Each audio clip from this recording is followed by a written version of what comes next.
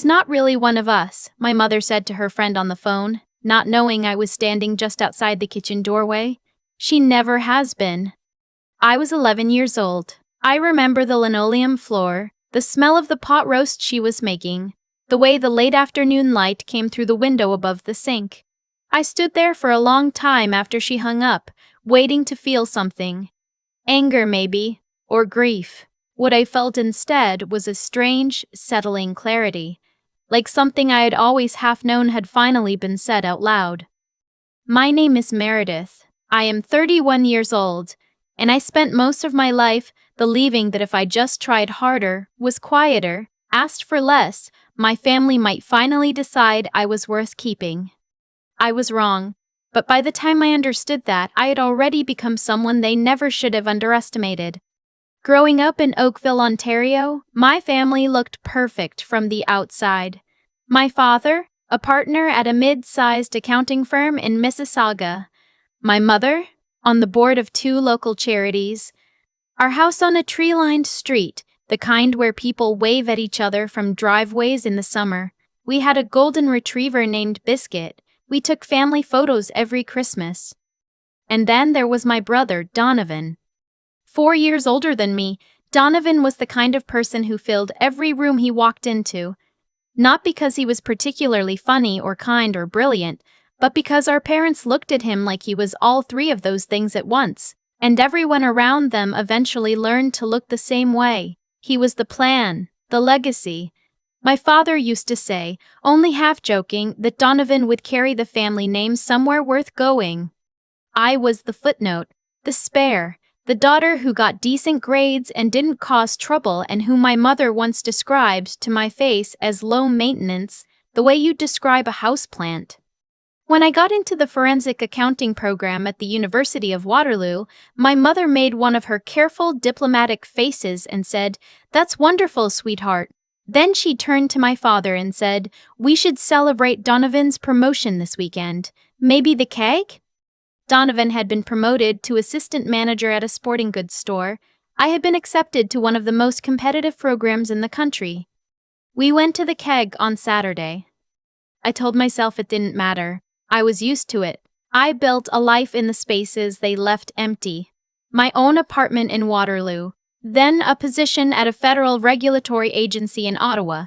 Work I can't describe in detail even now, except to say that it involved tracing money through places money wasn't supposed to go. I was good at it, quietly, methodically good at it, the way I had learned to be good at everything without asking for applause. I came home for holidays because that is what you do. I smiled at Christmas dinners and listened to Donovan talk about himself and helped my mother clear the table without being asked. And at the end of every visit, I drove back down the 401 feeling like I'd left something behind, though I could never name exactly what. Everything changed in January 2 years ago when my grandmother passed away. My grandmother, my father's mother, was the only person in that family who had ever looked at me and actually seen me. She taught me to play cribbage. She called on my birthday every year, not on my mother's behalf, not as part of some coordinated family gesture, but because she wanted to hear my voice.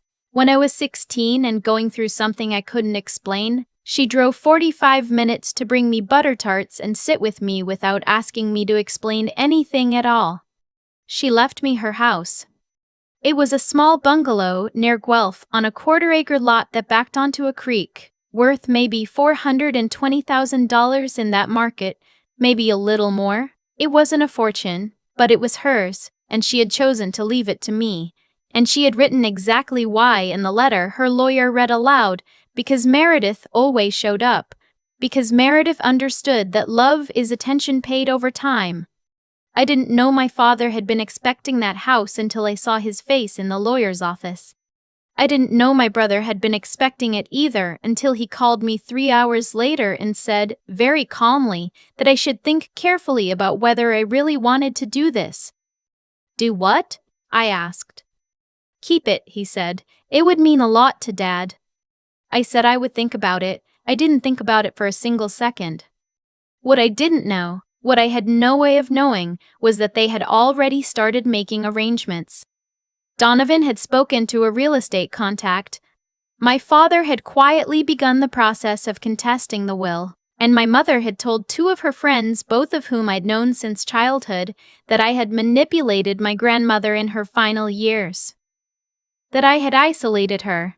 That I had, in the particular language my mother used for things she wanted people to believe without examining too closely, taken advantage. None of that was true. But truth, in my family, had always been secondary to narrative. The actual allegation came 4 months later. I was at work when my phone rang. A number I didn't recognize. I let it go to voicemail, then listened during my lunch break, standing in a stairwell with my soup going cold in my hand. It was a detective with the Halton Regional Police asking me to call back at my earliest convenience in relation to a complaint that had been filed. My hands were steady when I called back. That surprised me. The complaint, it turned out, was that I had financially exploited a vulnerable adult, my grandmother, in the period before her death.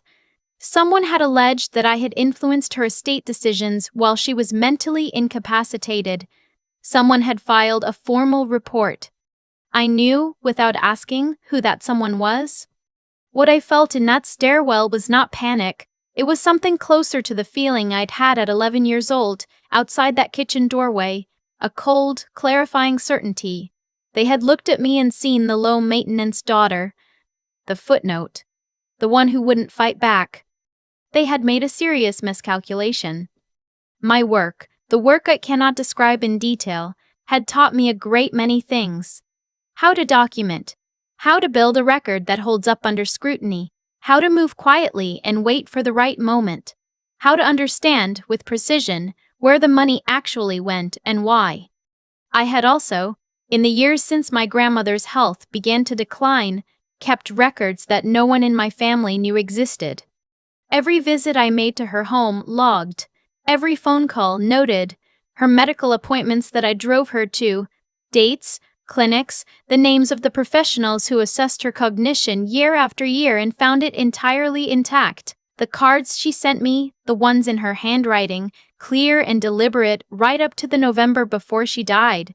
The conversations we had about her wishes, recorded not because I suspected anything, but because she had asked me to, so that there would be no confusion later.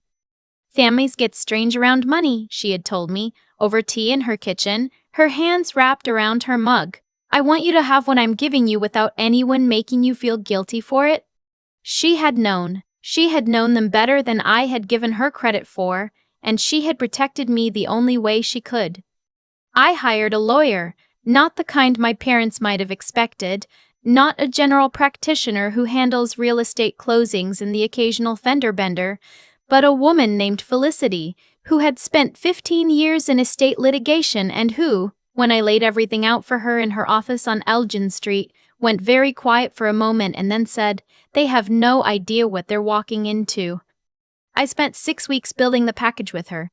Every record, every document, every piece of evidence that demonstrated not only that my grandmother had been of full mental capacity, but that the people claiming otherwise had financial motivations for doing so.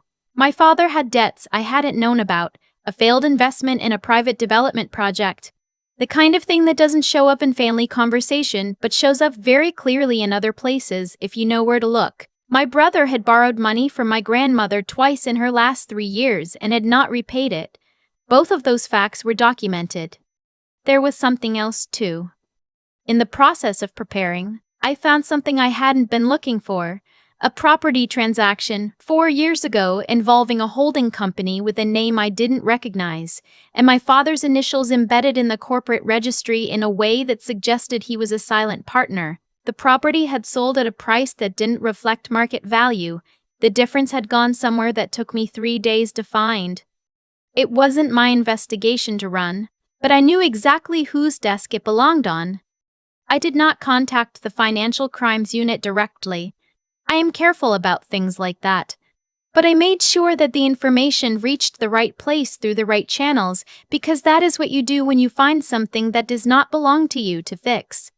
By the time we arrived at the estate hearing in Guelph, a cold Wednesday in October, the kind of gray October morning that feels like the season is deciding something, My family had no idea what I had prepared.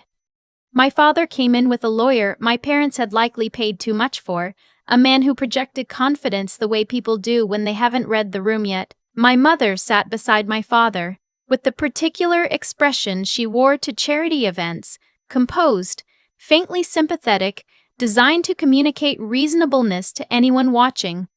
Donovan sat on the other side and looked at his phone until the proceeding began. None of them looked at me. Felicity had told me to let the other side speak first, let them make their argument, let them commit to the story they had decided to tell. They told it. My father's lawyer outlined the allegation: undue influence, cognitive decline, a daughter who had inserted herself into an elderly woman's final years and steered her decisions. He made it sound plausible. He made it sound in the particular way that certain lawyers can, like concern. Then Felicity opened the binder. I won't describe every document. What I will say is that what happened in that room in the next 40 minutes was quiet, methodical, and complete. The medical assessments, the records, the timeline that demonstrated, entry by entry, that my grandmother had been not only competent but deliberate, the letters she had written to her own lawyer, separate from the will, separate from anything I had prompted, explaining her reasoning in her own words, because she had anticipated exactly this. And then the financial records, not mine, theirs. My father's lawyer stopped performing confidence somewhere around the third document. He asked for a recess. The mediator said no. My mother looked at her hands. Donovan looked at the door. The outcome of that hearing is a matter of record. The challenge to the will was dismissed. The house is mine. The costs of the proceeding were awarded against the opposing party, which meant my parents paid for the privilege of losing. What happened afterward was not something I had engineered. I want to be clear about that. I had built what I built to protect myself, and what I had passed along separately had gone to the people whose job it was to follow it. What happened to my father's investment arrangements in the months that followed was not my doing. I only found what was there. But I won't pretend I'd felt nothing when I heard. There is something I have thought about a great deal since then. My grandmother used to say that the people who underestimate you are the ones who are really talking about themselves. They look at you and see what they think you're worth, because they can't imagine you seeing them clearly. She was right. My family had spent 30 years not seeing me, and so they had no idea what I had become in all that time they weren't watching. I drove out to the house in Guelph on a Saturday in November, the week after the hearing. I let myself in with the key her lawyer had given me and stood in the kitchen for a long time without turning on the lights. It smelled like her, like cedar and Earl Grey and something warm that I cannot name and probably never will. Her cribbage board was still on the counter. I sat down at the table where we had drunk tea together 100 times in the quiet of that afternoon, and I let myself feel it. All of it, the grief and the anger and the exhaustion and the something else underneath all of that, the thing that feels like solid ground after a very long time of not having any. I still work in Ottawa. I go back to the house on long weekends. I have been replacing the windows, slowly, one at a time, the way she would have wanted, carefully, without rushing. My parents have not contacted me since the hearing. Donovan sent a single text 2 weeks later that said, "I hope you're happy." I read it once and put my phone down and went to make dinner. I am not going to tell you I'm happy in some simple, resolved way. I'm not sure that's the right word for it.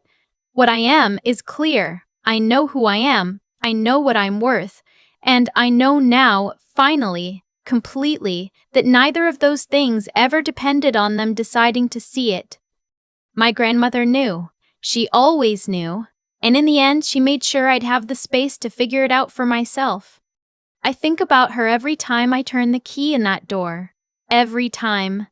I don't think that will ever stop, and I don't want it to. I still think about that kitchen doorway sometimes. The pot roast, the light through the window, the way I stood there at 11 years old and understood, without quite having the words for it, that I was going to have to build something of my own, because no one in that house was going to build it for me. I used to believe that was a wound, Now I think it was the beginning of everything that saved me. What happened with my family was not complicated at its core. They made decisions rooted contempt for my grandmother's wishes, for the law, and for me.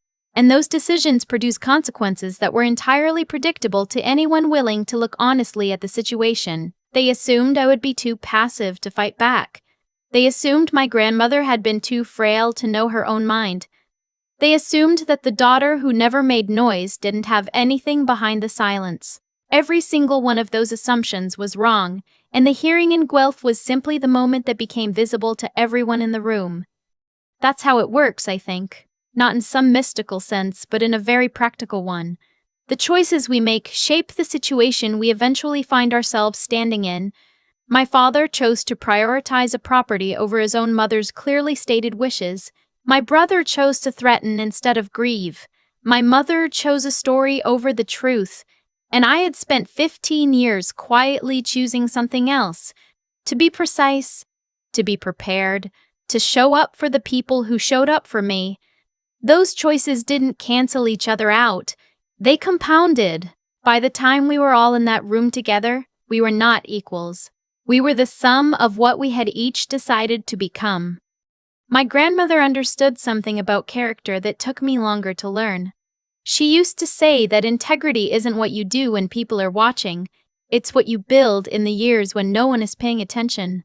I thought about that a lot in the months I spent preparing with Felicity, going through documents, reconstructing timelines, making sure every record was exactly what it needed to be.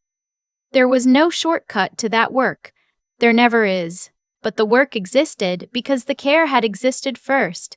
Years of showing up, years of paying attention, years of loving someone in the ordinary, unglamorous ways that don't make for good stories but make for something far more durable. What I want to say, if any of this reaches someone who is in the middle of their own version of it, is this: the qualities that will carry you through are not dramatic ones, they are the quiet ones. Honesty with yourself about what is actually happening, the discipline to document, to prepare, to understand the situation more clearly than the people who are trying to harm you, and the kind of steadiness that doesn't come from certainty. It comes from having decided at some point that you are not going to disappear just because someone would find it convenient if you did. Meredith did not win because she was lucky. She won because she had been paying attention for 30 years, and because her grandmother had done the same, and because the truth, when it is carefully kept, tends to outlast the people who would prefer it didn't exist. I turn the key in that door every time I go back to Guelph, and every time I feel the weight of it, the good kind of weight, the kind that means something is real and it is yours and you earned it honestly. That's enough. That has always been enough.